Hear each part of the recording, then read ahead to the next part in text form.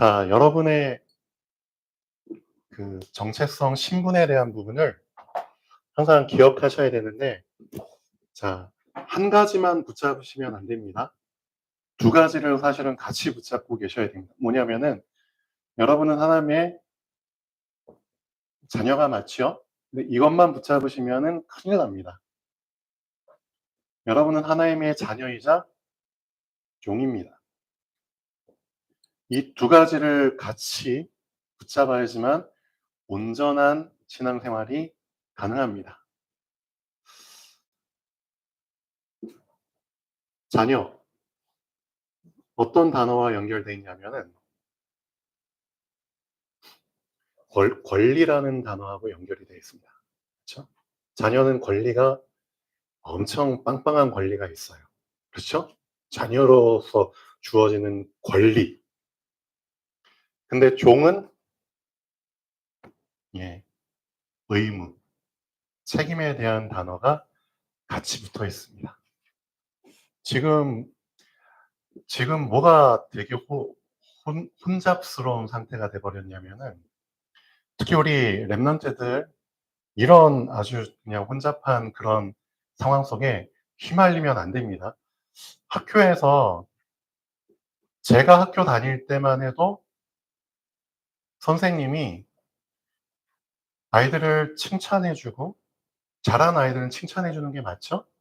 상도 주고, 잘 못하거나 뭔가 어긋난 행동을 하거나 다른 학생에게 폐를 끼치거나, 그렇죠? 상처를 주거나, 그럼 선생님이 당연히 애들을 혼냈거든요. 애들을 체벌을 했어요. 근데 그게 당연한 거잖아요. 그렇죠? 정신 못 차리면은 매가 약이 되는 경우가 상당히 많아요. 저도 학생 때 몇 번 맞았거든요.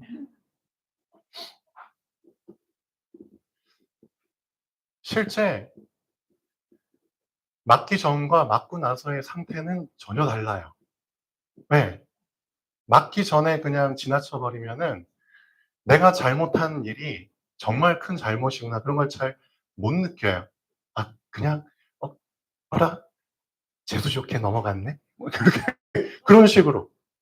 근데 실제 딱 맞아 보면은 다 드러난 곳에서 사실은 맞잖아요. 학생들 다 지켜보는 데서. 너 앞으로 나와. 그럼 칠판 앞에다 두 손 딱 대고 엉덩이 내밀어. 내밀면 선생님이 진짜 이만한 강목 가지고 이렇게 때렸거든요. 진짜. 특히 남녀공학일 때는 엄청 창피하죠. 근데 맞아요. 근데 이제 맞고 나면은 상태가 좀 달라지죠. 아, 내가 진짜 이게 이렇게 맞을 만큼 잘못을 저질렀구나. 맞잖아요. 근데 요즘 시대는 어떤 줄 아세요? 분명히 잘못했어, 학생들이. 잘못했어. 그래 선생님이 딱 체벌하려고 하고, 혹시라도 뭐 매로 회초리 때리려고 하면 잠깐! 인권 침해예요. 인권이에요, 인권. 응? 어떻게 함부로 남의 집 자식을 이렇게 때릴 수가. 예를 들면 그렇게 해서 선생님들이 함부로 학생들이 잘못했는데도 불구하고 체벌을 함부로 못해요. 잘못하다 보면은 또 정말 드센 학부모 만나잖아요. 그러면은 졸업할 때까지 뭐에 시달려요? 민, 민, 그렇죠. 민원이라는 게 있어요. 이거 한번 시달려 본 사람은 이게 주는 스트레스가 어마어마하다는 걸 알아요. 이것 때문에 사실은 많은 선생님들이 교직을 떠나요. 그렇게 가고 싶었던 그 교대를 들어가고 사범대를 들어가고 선생이 됐는데, 이것 때문에 극심한 스트레스 속에 빠져서 정든 학교를 떠나게 돼요. 그 정도로 민원 주는 스트레스가 어마어마해요. 그리고 심약한 선생님들은 자살까지 해요. 그래서 1년에 몇 번씩 뉴스로 나오잖아요. 어느 학교 교사가 자살하고, 그렇죠? 우울증에 빠지고. 그러니까 선생님한테도 피해지만 그런 선생님이 가르치는 학생들도 영향을 받을 수밖에 없잖아요. 그러니까 서로에게 피해인 거예요. 그렇죠? 그러니까 잘 알고 계셔야 돼요. 지금 전 세계가 뭐가 문제냐? 인권을 강조하는데 지금 상당히 지금 잘못 알고 있는 거예요, 사람들이. 정치인들도 상당히 이거 인권이라는 단어를 잘못 해석하고 있고 잘못 쓰고 있는 거예요. 인권은 누구에게 통용될 수 있냐면은 이게 되어진 사람에게 통용되는 거예요. 권리와 의무는 동전의 양면과 같아요. 그래서 항상 같이 굴러가야 돼요. 권리하고 의무가 떼어진 상태가 되면은 이런 일이 발생하게 되는 거예요. 권리만 주장하고 의무는 전혀 행하지 않으려고 그래. 그렇죠? 내가 엄청 문제를 만들어 버렸는데 그 문제에 대한 책임은 지지 않고 권리만 주장한다. 그러니까 이거 완전히 사단의 속임수죠. 그러니까 이런 수준을 지금 이 세상이 넘지 못하고 있는 거예요. 인권을 주장하기 이전에 뭘 먼저 얘기해 줘야 되냐? 여러분은 복음을 가졌기 때문에 권리를 주장하기 이전에 이게 먼저 돼야 되는 거예요. 예, 인간이 먼저 돼야 되는 거예요. 인간이 되어진 사람들에게 권리와 의무가 같이 동반되는 거예요. 인간 이하의 수준이, 그러니까 쉽게 말하면은 병든 자들이에요. 그렇죠? 저는 욕 중에서 정말 욕이면서도 가장 욕이 아닌 것 같은 욕이 제가 볼 땐 병신 새끼. 우리 학생들 사실 이것보다 더 심한 욕들 많이 하거든요. 맞죠? 우리 주원이, 주영이 욕 한 번도 안 해봤어요? 어라리요? 어라리요? 한 번도 안 해봤어요? 자, 그래. 지금까지는 한 번도 안 해봤을 거야. 앞으로는 어떻게 될지 저는 잘 몰라요. 근데 저도 저 같은 사람도 욕을 사실은 해, 해봤어요. 예, 해봤어요, 저도. 저도 욕해요. 예, 그렇죠. 근데 저는 이런 욕도 들어봤어요. 병신 새끼라는 욕도 들어봤어요. 근데 예전에는 그 말을 들으면은 되게 좀 화가 났거든요. 네가 뭔데 나한테 병신. 근데 지금은 혹시 그런 말 들으면은 참 숙연해져요. 그냥, 그렇지. 난 병신이지. 창세기 3장 사건으로 인해서 모든 사람들은 다 병들었잖아요. 맞죠? 그러니까 실제 병신이라는 말이 욕으로 쓰이지만 사실은 그게 인간의 상태를 정확하게 진단해주는 단어예요. 하나님 떠난 인간은 다 병신이에요. 사실은 병든 자들이에요. 맞잖아요. 그 병을 치유하기 위해서 의사로 오신 분이 그리스도잖아요. 그렇죠? 그래서 병든 자에게만 의사가 필요한 거라고 예수님 말씀하셨잖아요. 자기가 병들었다는 사실을 인정 못한 사람에게는 사실 의사가 필요 없어요. 그리스도가 필요 없어요. 그렇죠? 그러니까 그 사실을 인정하는 사람에게 복음의 혜택이 오는 거지. 그렇죠? 똑같은 거예요. 그래서 실질적으로 인권만 강조하고 인간이 되기를 포기한 사람들에게는 사실 이 단어가 적용이 되면 안 되는 거예요. 인간에게 적용되는 말이 인권이고, 그렇죠? 의무인 거예요. 그러니까 인권을 강조하기 이전에 병든 인간들은 먼저 치유를 받아야 되는 게 우선이에요. 그렇죠? 치유받아야 될 사람들한테 인권을 강조하면 안 되는 거예요. 그렇죠? 맞잖아요. 병든 상태에서 군대를 갔어? 큰일 나는 거예요. 맞잖아요. 심신이 병든 상태에서 공동체 속에 들어갔어? 그럼 그 공동체를 완전히 말아 죽이는 것과 똑같은 거예요. 지금 그런 일들이 군대 안에 비일비재하게 일어나요. 그리고 우리 주원, 주영 랩런트도 몇 년 후에는 이제 진짜 머리 깎고, 그렇죠. 개구리 옷 입고, 이제 거기서 1년 반 동안 지내야 되거든요.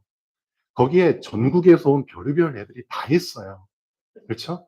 그냥 형식적인 신체 검사, 그래서 정신 상태도 좀 검사하지만 형식적인 거 통과하지만 드러나지 않은 부분들 다 드러나거든요.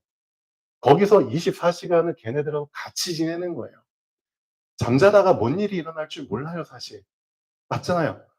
특히 총기를 추대하고 총기를 가지고 실제 실탄을 사격하고 수류탄을 던지고 그런 훈련들이 있어요, 진짜. 사격하고. 그렇죠.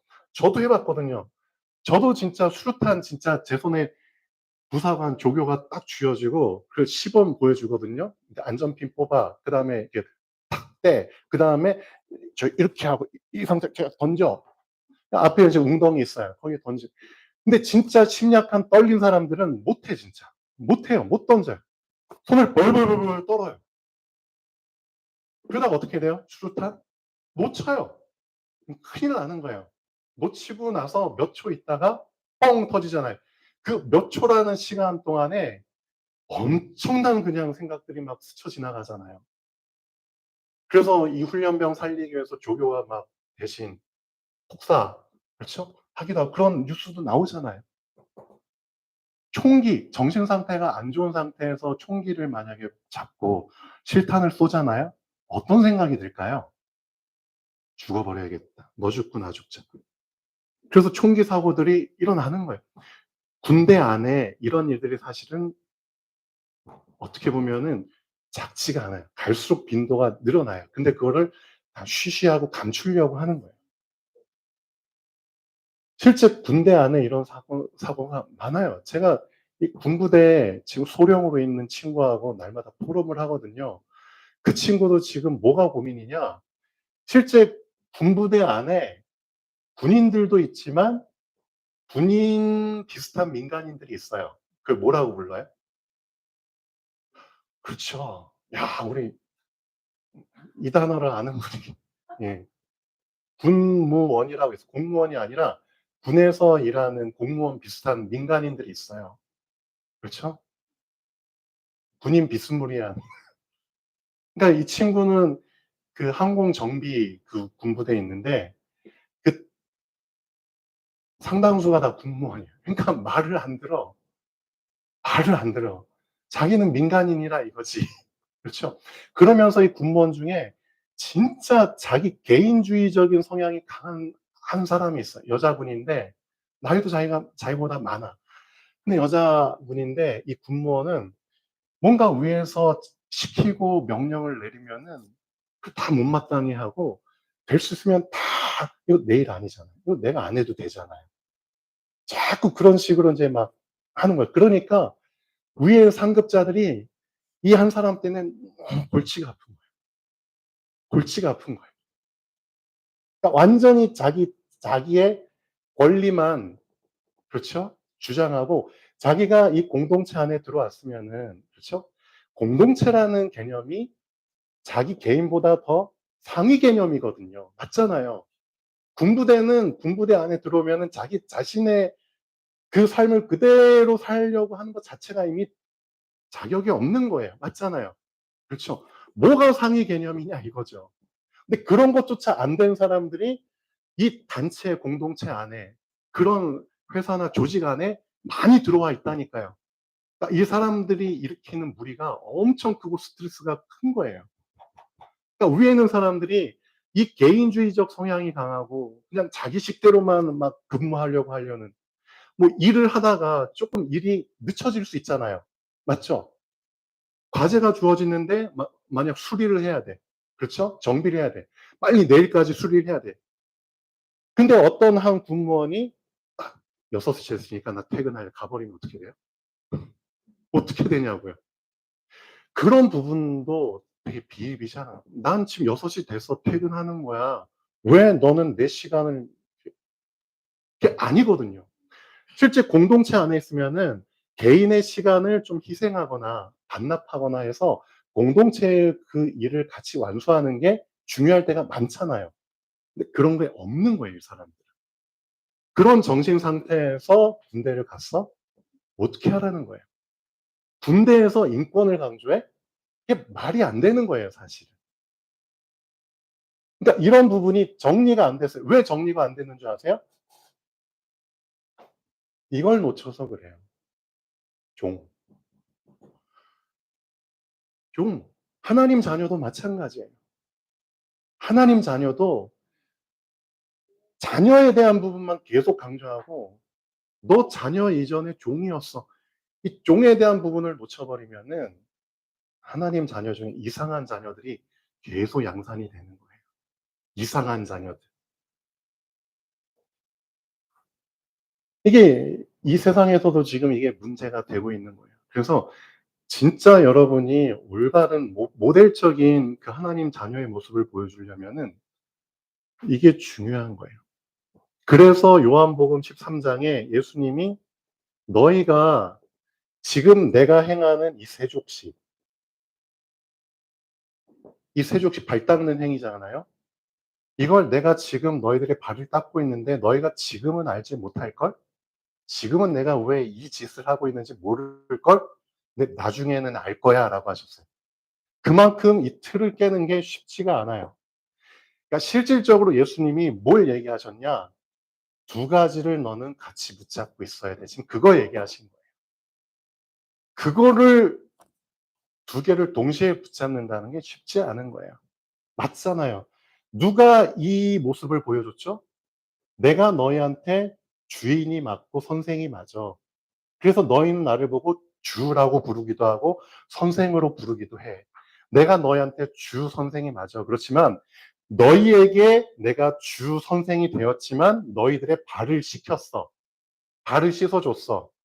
그럼 너희도 서로 너희 발을 씻기는 것이 옳으니라 라고 말씀하셨거든요. 그럼 질문해 봐야죠. 갑자기 밥 먹는 도중에 일어나서 허리에 수건을 차고 앉아서 식사하는 사람들의 발을 씻겨. 실제 이런 삶을 살았던 사람들이 있다니까요. 저 직원들한테도 물어봤어요. 말씀할 때. 요한복음 13장. 예수님이 실제 이런 삶을 산 사람들의 모습을 실제로 행동으로 보여주셨어. 실제로 모델로, 예시로 보여주셨어. 실제 이런 삶을 살았던 사람이 누굴까? 라고 물어보니까 대답을 못해. 누구지? 누구지? 누구지? 누구예요? 실제 밥 먹다 말고 일어나서 허리에 수건 차고 발 닦아주고 누가 실제 이런 일들을 했어요? 네, 종이에요. 실제 이 시대의 종들이 그랬어요. 자기 밥 먹다가 주인이 부르잖아요. 야, 손님 왔어.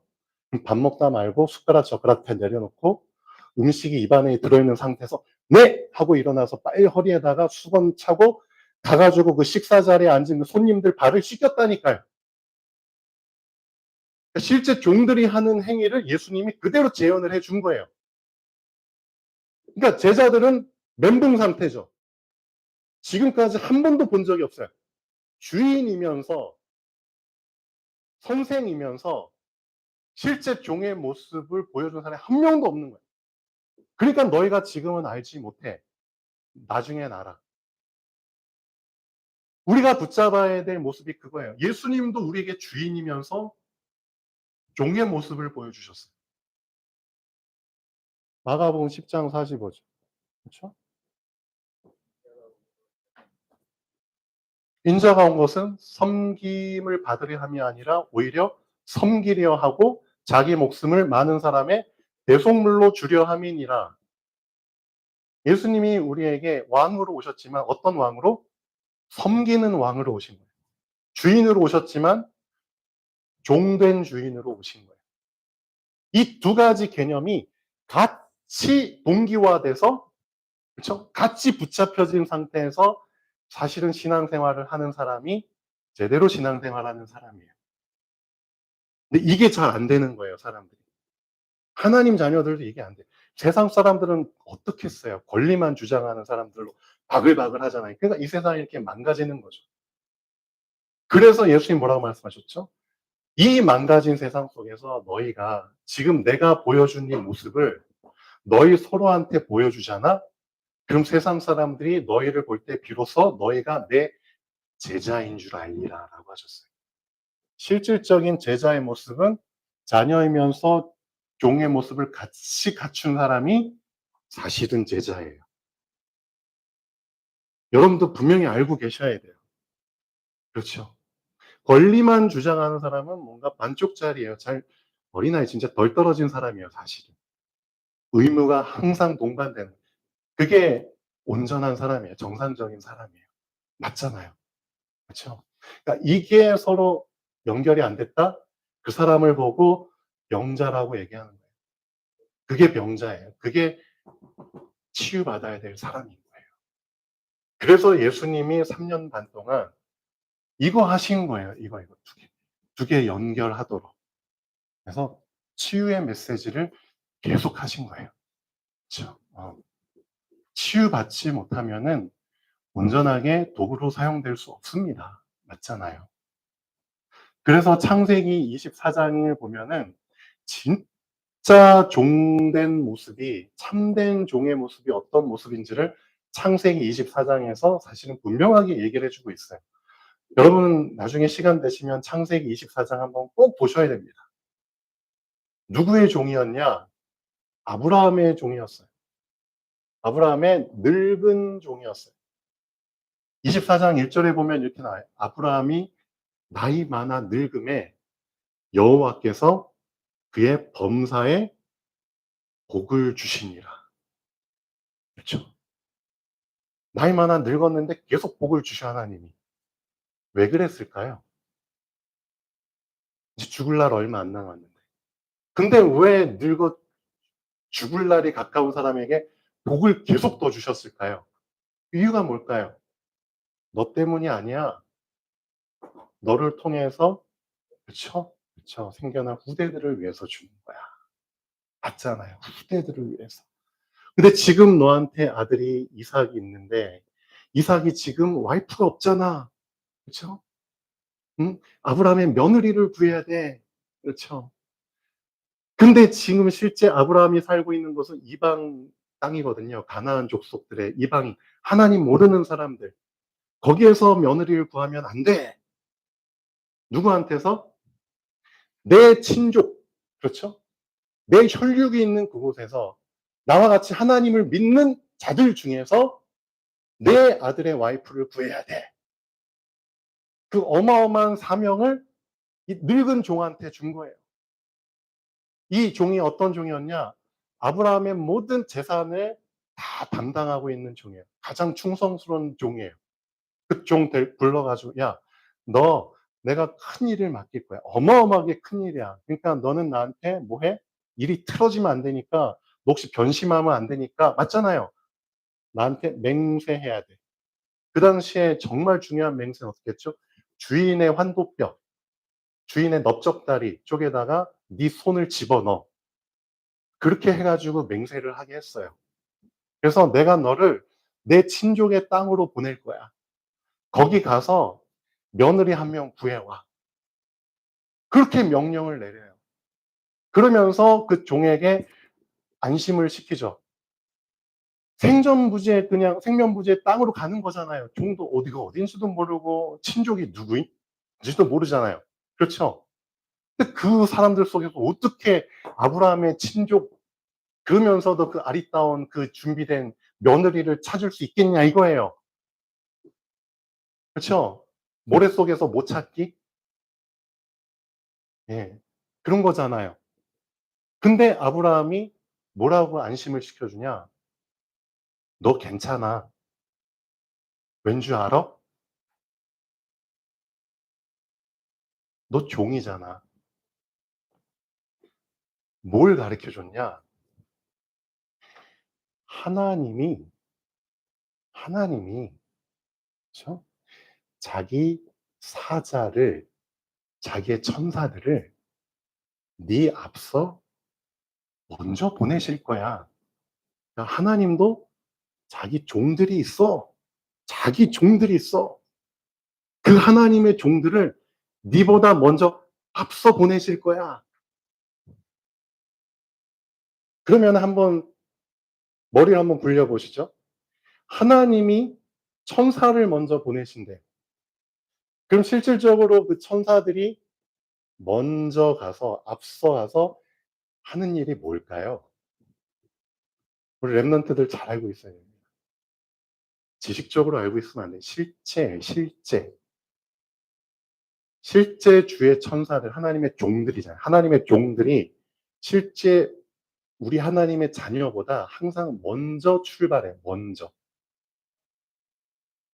우리보다 더 부지런한 애들이에요. 먼저 출발해서 하는 일이 뭔지 아세요? 쉽게 말하면은 7마리예요. 아다리를 맞죠? 아다리가 무슨 뜻이에요? 적당한 단어가 표현이 안 되는데, 아다리가 맞았다는 뜻 알죠? 들어보셨나요? 우리 랩런트들은 저게 뭐야? 아다리? 아다리? 아가리? 아다리가 맞게. 아다리가 뭐냐면은 타이밍이 맞게 만들어요. 타이밍. 실제 타이밍이 딱 맞게 만들어요. 내가 지금 몇 시 몇 분 몇 초에 저 장소에 가야 되는데 저기에서 누구를 딱 만나야 돼요. 그런 거 있죠. 타이밍이 딱 절묘하게 맞게 그 일을 하는 거예요. 그러니까 아다리가 맞게 하려면은 분명히 그 사람에게 들어가서 그 사람의 마음과 생각에 들어가서 간섭을 해야 되는 거예요. 그러니까 천사들이 하는 일이 사람의 마음 생각 속에 들어가서 간섭을 해요. 그래서 하나님께서 계획하신 대로 딱, 딱, 딱 맞춰지도록 아다리가 맞게 만드는 역할. 실제 이런 일이 어디에서 드러났는 줄 아세요? 실제 사람의 마음 생각 속에, 삶 속에 들어가서, 그렇죠? 간섭을 한다니까요. 천사도 그러는데 사단도 똑같아요. 이게 욥기예요, 사실은. 욥기 1장, 2장에 보면은 하나님 앞에 천사들도 와 있지만 사단도 왔잖아요. 그 사단이 하나님 앞에서 두 가지를 하나님 앞에 제안하거든요. 하나님이 욥을 축복하신 이유는, 그렇죠? 축복하셨기 때문에 욥이 하나님 앞에 범죄하지 않고 저렇게 신앙생활 잘하는 거 아닙니까? 맞잖아요. 하나님. 그래? 그럼 어떻게 할까? 하나님, 저 욥에게 준 축복들 다 뺏어가 보세요. 그러면 저놈이 분명히 하나님을 향해서 원망할 거예요. 그래, 네 말대로 한번 해봐. 뭐라고 했죠? 그러나 그의 어디에는 손대지 마. 예, 그의 몸에는 손대지 말라고요. 처음에. 그의 몸에는 손대지 마. 그러니까 몸 이외의 부분들은 네가 다 손대도 돼. 특히 네 자식들. 그렇죠? 그래서 사단이 자기, 그렇죠? 가가지고 그 권한을 가지고 가가지고 욥의 재산들, 그렇죠? 강도들이 와서 막 뺏어가게 하고, 그다음에 하늘에서 막 나른하르게 날벼락 와가지고 강풍이 와가지고 자식들 다 죽어버리고, 그렇죠? 기둥에 깔리고 지붕에 깔리고 여기저기서 그냥 비보가 막 전해 오는 거예요. 그때 그 욥이 그 소식을 듣고 하나님을 향해서 원망하지 않고, 그렇죠? 머리를 밀고 하나님을 경배하잖아요. 주신 분도 여호와시고 가져가신 분도 여호와시고 그런 얘기를 하잖아요. 두 번째 또 사단이라는 놈이 하나님 몸을 건드리셔야 됩니다. 몸을. 그렇죠. 그런 식으로 해가지고 개입을 하잖아요. 몸까지 건드리고. 그 다음에 욥의 마음과 생각까지 간섭을 하잖아요, 이놈이. 그렇죠? 그리고 와이프를 통해서 막 업장이 무너지게 만들잖아요.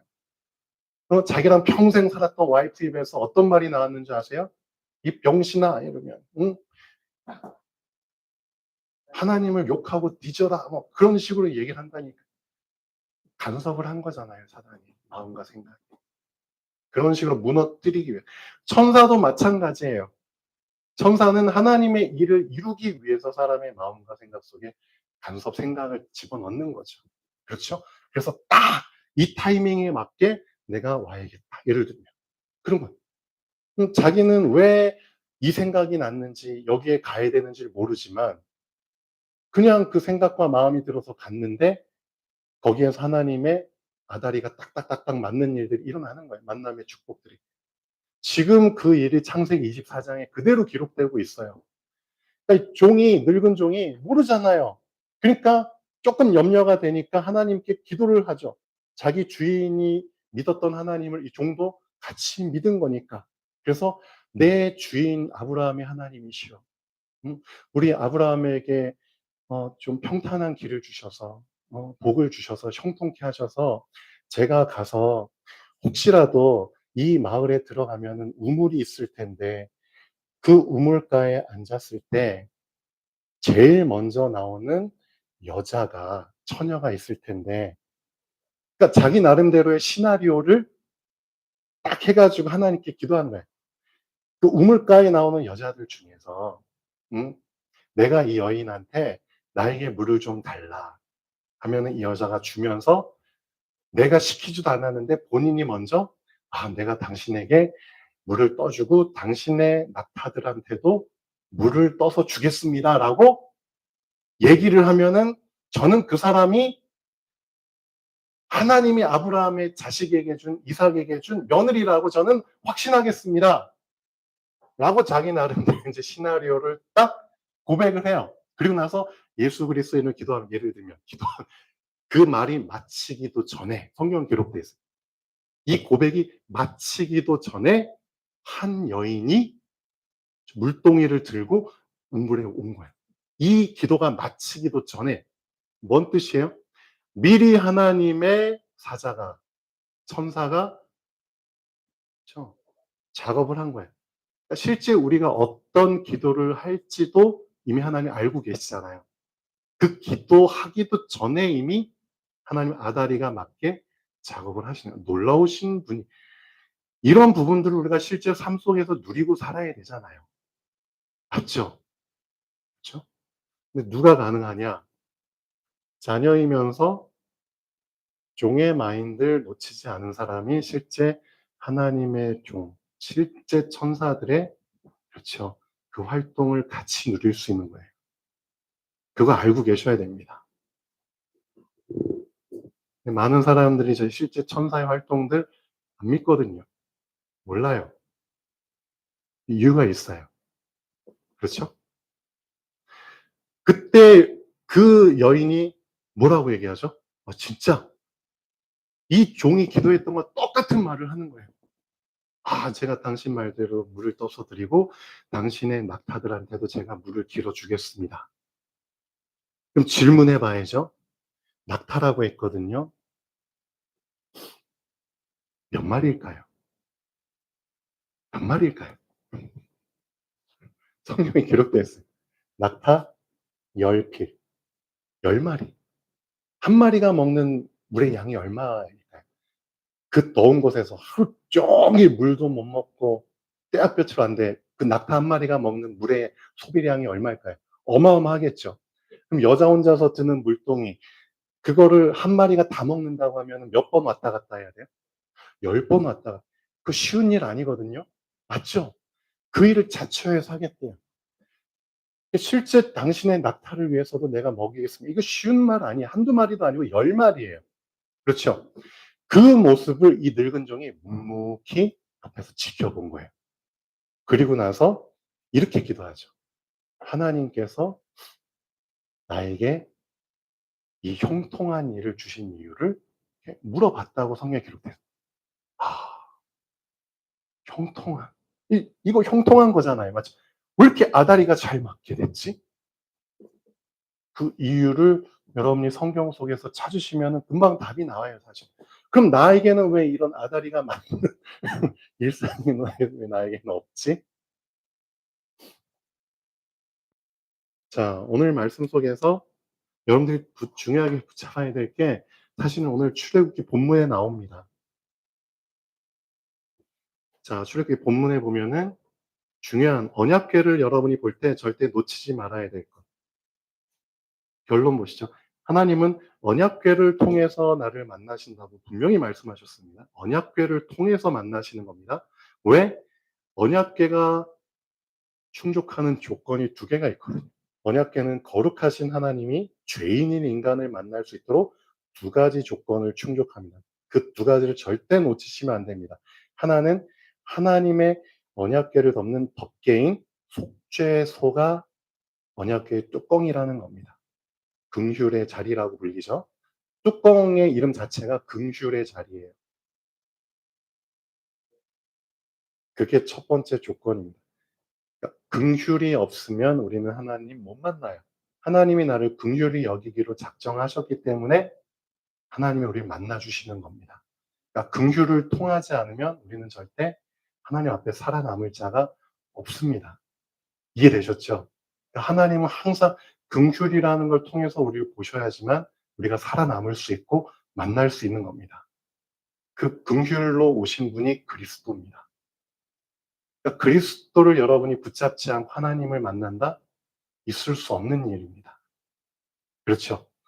또 다른 하나는 언약궤 속에 들어있는 증거판입니다. 하나님의 십계명 돌판 있잖아요. 증거판입니다. 하나님의 언약이 기록되어 있는. 그렇죠? 그래서 첫 번째, 속죄소의 그늘 아래 언약궤가 있는 것입니다. 맞죠? 속죄소가 뚜껑이니까 뚜껑의 그늘 안에 언약궤가 있는 것입니다. 속죄소라는 그 영역 안에 언약궤가 있는 것입니다. 뭔 뜻이냐? 내가 그리스도 안에, 그리스도의 그늘 안에, 그리스도의 날개 아래 들어가는 것과 같은 개념입니다. 이해되셨나요?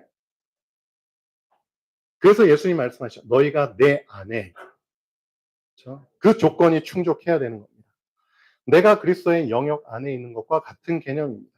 하나님이 그리스도를 통해서 나를 보셔야만 내가 살 수 있는 것입니다. 나의 생명이 보존될 수 있는 것입니다.